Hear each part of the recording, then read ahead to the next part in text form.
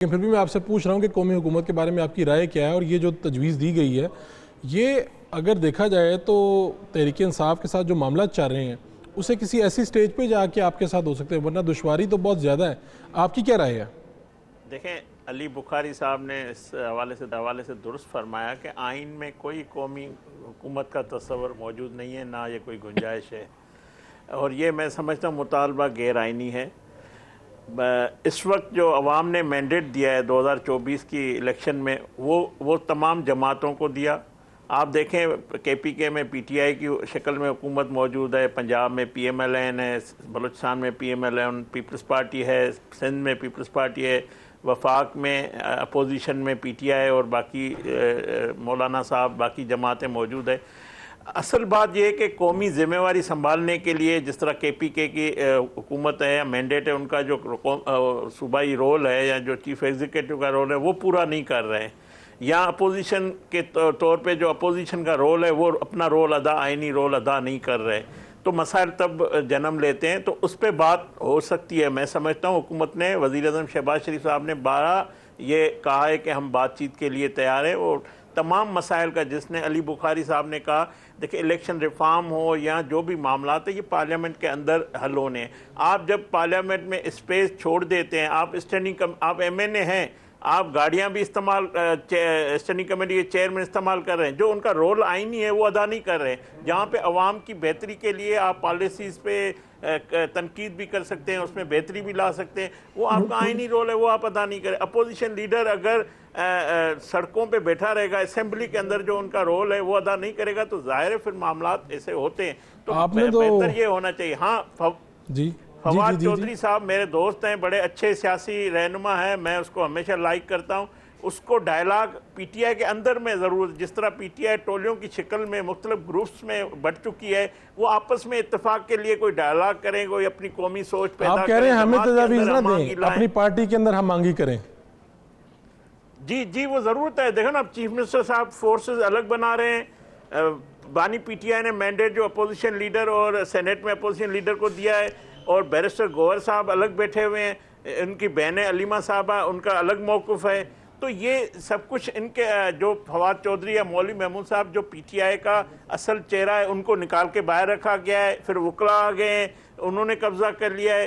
तो ये हमांगी उनको, जमात जो टूट फूट का शिकार है, जो टूट चुकी है और अब उसमें कोई वक़्त नहीं है, उसको अगर वो ठीक करना चाहते हैं तो फवाद चौधरी साहब ये कोशिश करें, और ये आपस में जो उनके संजीदा लोग, जिस तरह शाह महमूद कुरैशी कोट रकबत से लिख रहे हैं, बार बार खत लिख रहे हैं, उस पर संजीदा इनको अपने आप के अंदर पे ये बैठ के ये मामला तय करने चाहिए। मौलवी साहब से भी राय ले लेते हैं। आपने तो एक ही पॉइंट ऑफ व्यू में पहले बुखारी साहब को ठीक करार दिया, फिर साथ ही दूसरी तरफ भी ले गए। आपने सही आज सियासत की है, और साथ में आपने ये भी कह दिया कि गैर आइनी मुतालबा है। महमूद मौलवी साहब, ये गैर आइनी मुतालबा है, वो कोहस्तानी साहब कह रहे हैं। नहीं, देखें, मैं हो सकता है सही कह रहा हूँ। देखें, हम तो तजवीज़ दे रहे हैं ना, मतलब हम तो तजवीज़ दे रहे हैं, बाकी तो जो हुकूमत में बैठे हैं और जो असेंबलीज में बैठे हैं वही डिसाइड करेंगे। तजवीज़ हम दे रहे हैं। देखिए ना, एक जैसे बहुत सारी चीज़ें जो है बड़ी अजीब लगती है। अभी कोहिस्तानी साहब ने बिल्कुल PTI के बारे में कहा, तो मैं एक चीज़ क्लियर कर, देखें बदकिस्मती है जो मैं देख रहा हूँ कि PTI में इतने लड़ाई झगड़े, इंटरनल इशूज़ है। आप ये देखें, जिन्होंने हुकूमत गिराई PTI की, आज वो सरपरस्ती कर रहे हैं जो है कि PTI को चलाने की। क्या महमूद खान अचकजई साहब जो है वाइस चेयरमैन नहीं थे PDM के? क्या मेजॉरिटी लोग जो इस वक्त TTA में हैं, ठीक है ना, तो वो तो PTI की हुकूमत गिराने में मौजूद थे। जिन्होंने PTI की हुकूमत गिराई थी वही लाने के लिए कोशा हैं, ये कहना चाह रहे हैं आप? वही तो मैं देख रहा हूँ ना। आप इसमें कोई, अगर मैं गलत कह रहा हूँ तो मेरे भाई बैठे हैं मेरे साथ, वो मना करते। मैं भी उस वक्त हुकूमत में ही था जब हमारी हुकूमत गिरी। कौन लोग थे?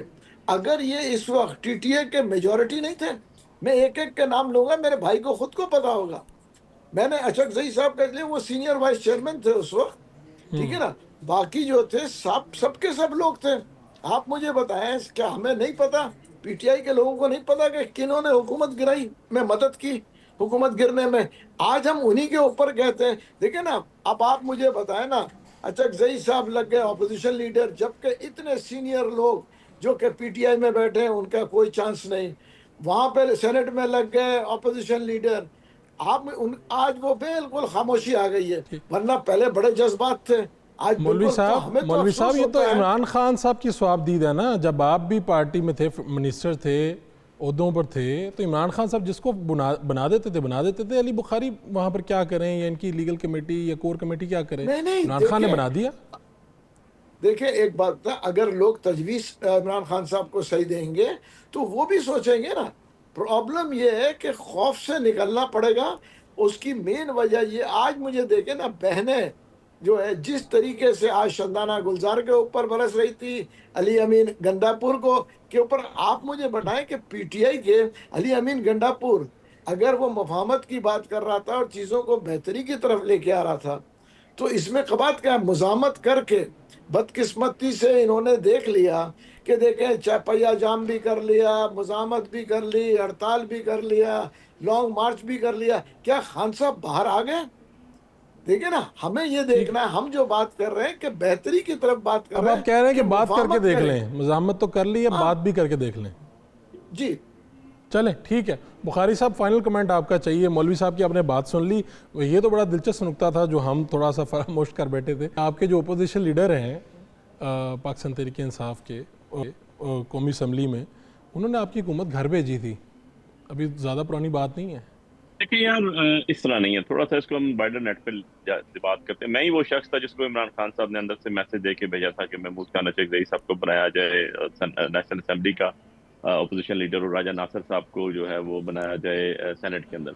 देखिए, मैं तो इस चीज़ का विटनेस हूं ना, 3 साल से खान साहब के साथ सबसे ज़्यादा जेल जो जाके मुलाकातें हुई, सबसे ज़्यादा गए अंदर, कि राजा नासिर साहब उस टाइम भी हमारे साथ खड़े हुए जब बाकी सारे लोग बातें करने वाले भाग गए थे।